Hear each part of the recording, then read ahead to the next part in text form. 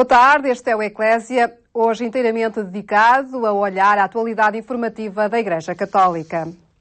Aumentam as inscrições para a Jornada Mundial da Juventude em Madrid há alguns meses de distância e pela primeira vez todos os departamentos diocesanos da Pastoral Juvenil estiveram presentes no encontro de trabalho em vista à preparação deste encontro e também do Fátima Jovem que vai acontecer em maio.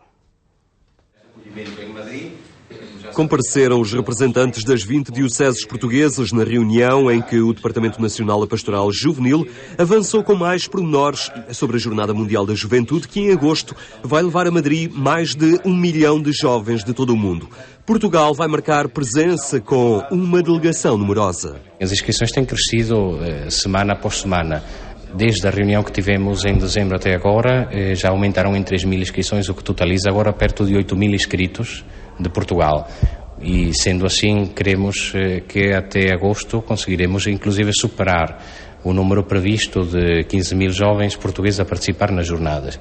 Vemos um pouco por todo o país que os jovens estão a mobilizar-se, a realizar atividades, que as dioceses estão a promover as catequeses, os encontros de formação, e que a boa vontade de participar, de organizar-se e até de estar em comunhão, mesmo aqueles que não podem ir a Madrid, está a crescer. Entretanto, o bispo espanhol responsável pela Pastoral Juvenil pediu que estas jornadas constituam uma oportunidade para afirmar Cristo numa sociedade profundamente secularizada como é a espanhola. Este pedido que vem da Igreja em Madrid, eu penso que tem todo o cabimento e eu acho que a presença, não só dos portugueses, mas possivelmente dos milhões, para cima de 1 milhão de jovens de todo o mundo em Madrid naqueles dias de agosto, eu penso que vai ser uma lufada de ar fresco, penso que vai ser de facto um sinal muito positivo para de facto afirmar a juventude cristã com a sua alegria, com o seu entusiasmo nas ruas de Madrid, que, como é sabido, de facto, tem uma onda de secularismo grande que parece que asfixia tudo e todos. Mas nós acreditamos que será um momento muito alto.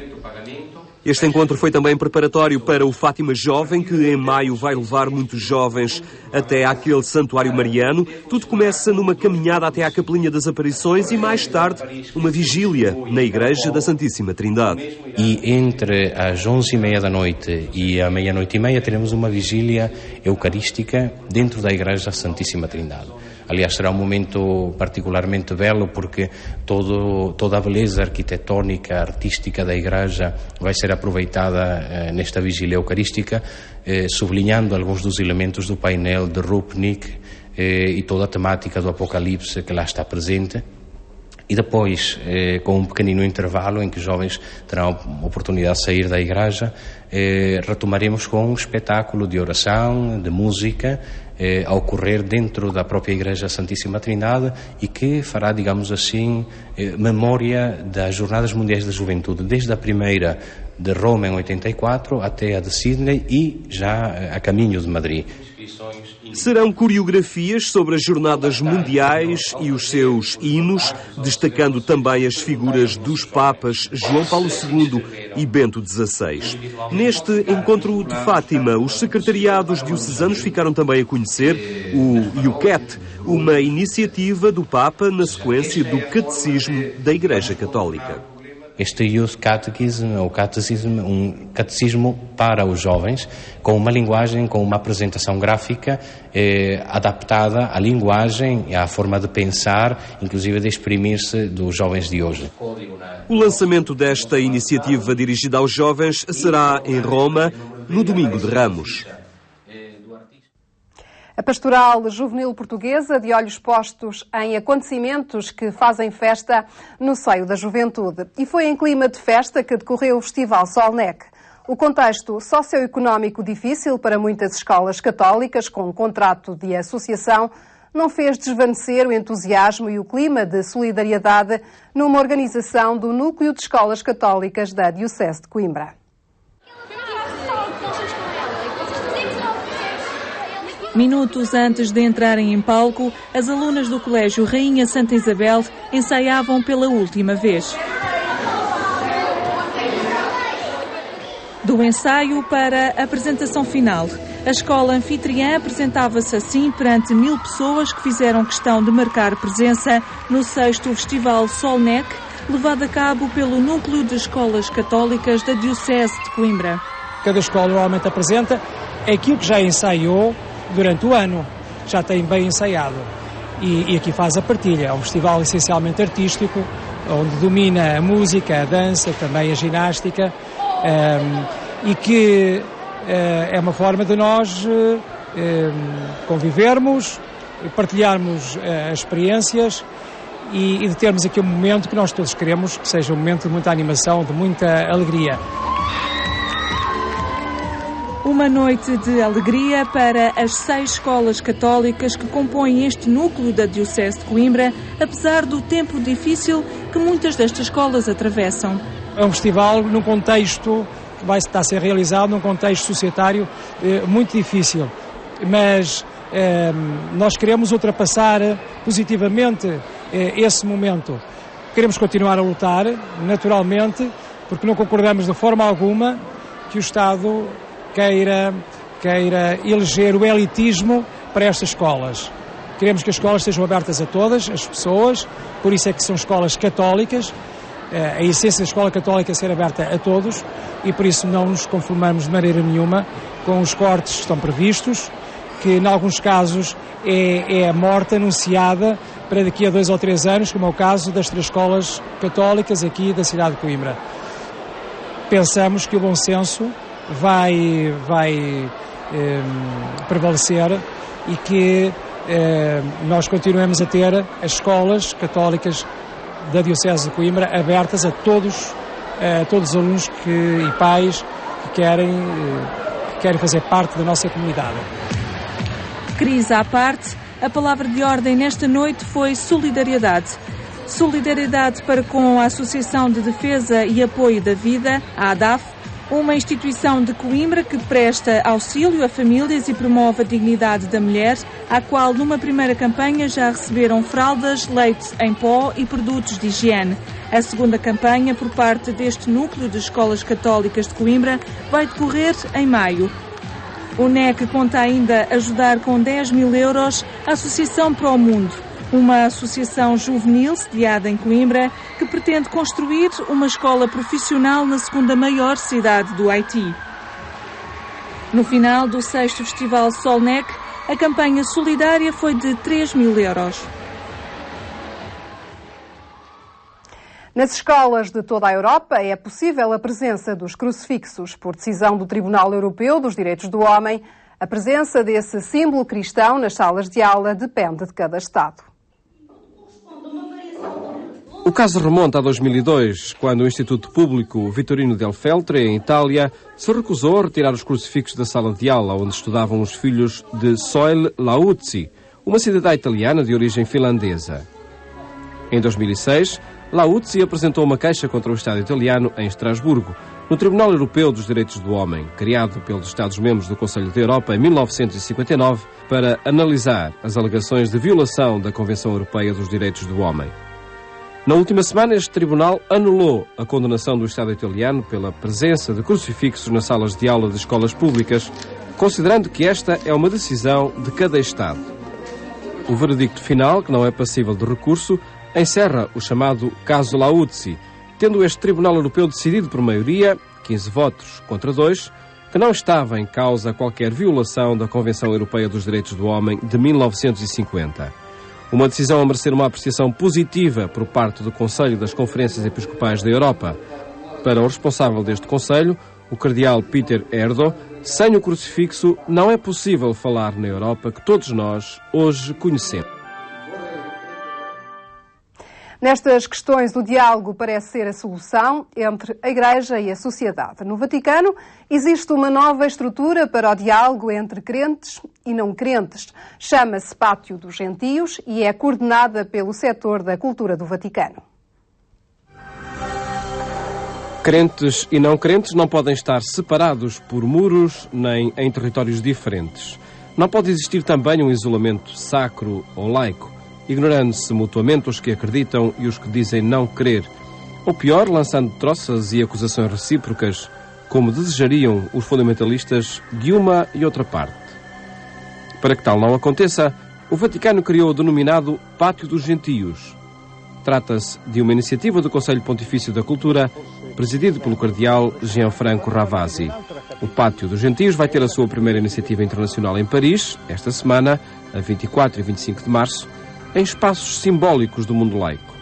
3 colóquios sobre o tema Iluminismo, religiões e razão comum ganham destaque nesta iniciativa de intercâmbio, diálogo e ação comum entre crentes e não crentes. Uno dei temi fondamentali sarà quello del rapporto fede-ragione, sarà quello del rapporto fede-scienza, sarà l'incrocio. Um dos temas fundamentais será o da relação fé-razão, fé-ciência, o diálogo com o mundo da arte e da economia e com a sociedade em geral. Não esqueçamos que decorrerá uma sessão na Unesco, mas creio que o momento principal será na noite, no grande pátio que está diante da Catedral de Notre-Dame, onde, através da presença dos jovens, vamos debater sobre o futuro das grandes interrogações. Si cercherà di guardare al futuro delle grandi domande. Se l'elemento... O elemento fundamental será o da interrogação sobre o conceito da verdade, que continuará a justificar todos estes encontros. O ponto de partida é esse caminho, tendo por horizonte as grandes verdades e o modo de as descobrir através de respostas às grandes questões que a humanidade ininterruptamente se coloca. Risposta ai grandi temi che l'umanità ininterrottamente si pone. Em comunicado divulgado pela Sala de Imprensa do Vaticano, afirma-se que este é um espaço complementar para o diálogo interreligioso, desenvolvido há várias décadas, e constitui um compromisso da Igreja a longo prazo, que vai interessar a numerosas pessoas no mundo, crentes e não crentes. O objetivo do pátio é contribuir para que as grandes interrogações da existência humana, sobretudo as de caráter espiritual, sejam verdadeiramente tomadas em conta. A Diocese de Lisboa também vive este ano um ano de homenagem a um homem da Igreja e da sociedade. Inaugurou o período de comemorações em torno dos 50 anos de sacerdócio de Dom José Policarpo. O Seminário de Caparide acolheu uma reflexão que sublinhou a ação de Dom José na formação dos sacerdotes e na reestruturação dos seminários do Patriarcado de Lisboa.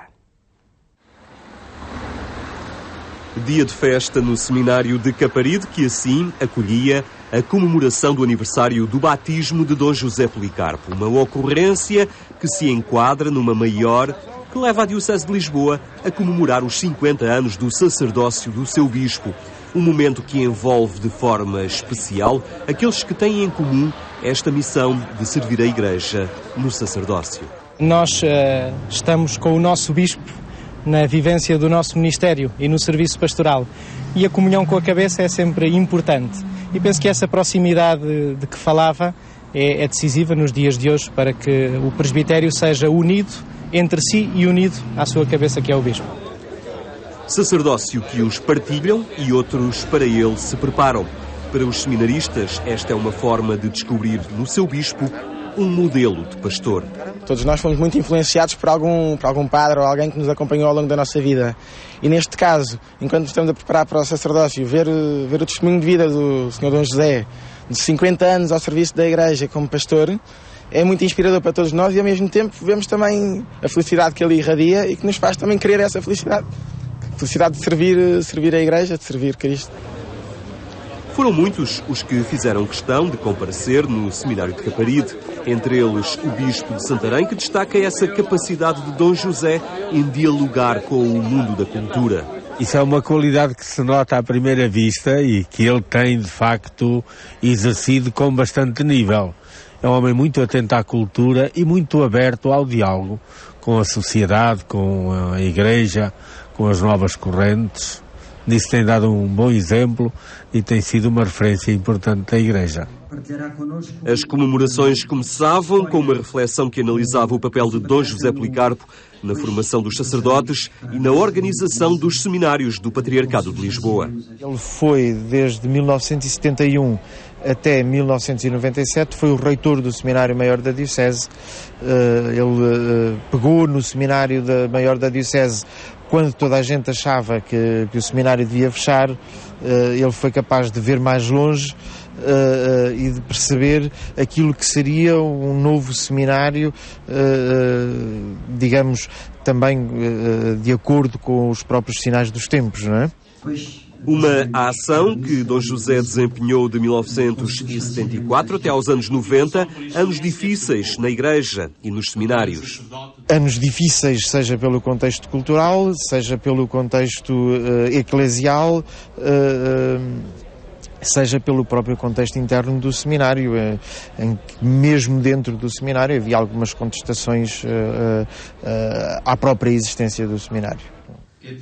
Quando completa 75 anos de vida, Dom José quer antes celebrar os 50 anos de sacerdócio e assim lembrar o sacerdócio de Cristo na pessoa do bispo, uma figura de igreja há 50 anos a servir a Diocese de Lisboa como presbítero, reitor do seminário, diretor da Faculdade de Teologia, reitor da Universidade Católica Portuguesa, bispo auxiliar e, finalmente, cardeal patriarca de Lisboa.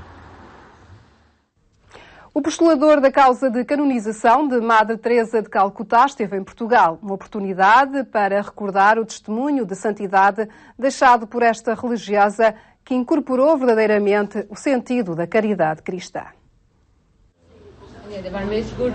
Padre Brian é o postulador da causa de canonização de Madre Teresa de Calcutá. Padre-geral dos Missionários da Caridade, conheceu e conviveu com Madre Teresa durante 10 anos, até à sua morte. Foi ele o autor do livro Vem Ser a Minha Luz, um conjunto de cartas publicado há cerca de um ano, com alguma polémica associado. Hoje recorda essa polémica como uma confusão, já que a secura de alma de que falava Madre Teresa nas suas cartas aos conselheiros espirituais não revelava mais do que uma profunda identificação com o sofrimento daqueles a quem servia. Ela viveu em união com Jesus, viveu tão perto dele, com uma paixão tão verdadeira, uma fé pura e verdadeira de que Jesus partilhava com ela o sofrimento intenso na cruz. E ao mesmo tempo, por outro lado, o lado também místico.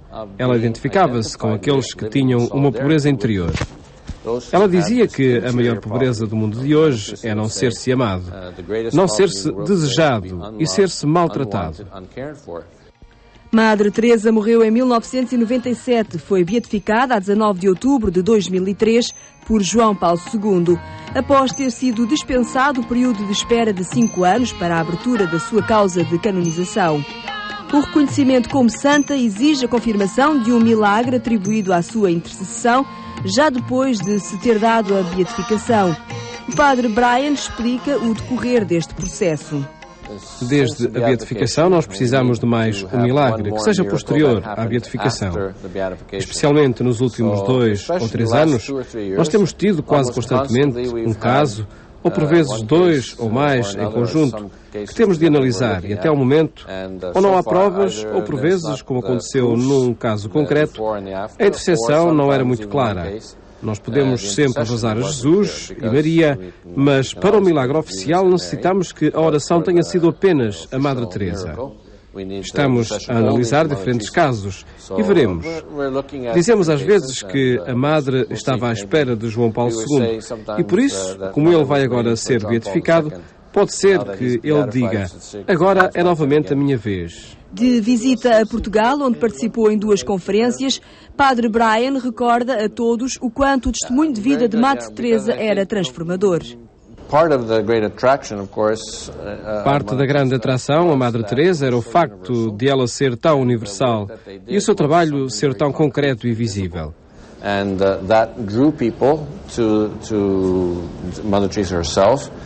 Isso levou as pessoas a ela. E ainda agora, aqui em Lisboa, um casal me dizia que não era católico, não eram praticantes.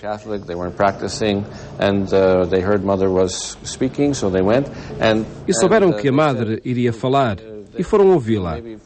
Viram-na a poucos metros e, à medida que ela passou por eles, sentiram algo físico, como se ela tivesse uma espécie de aura.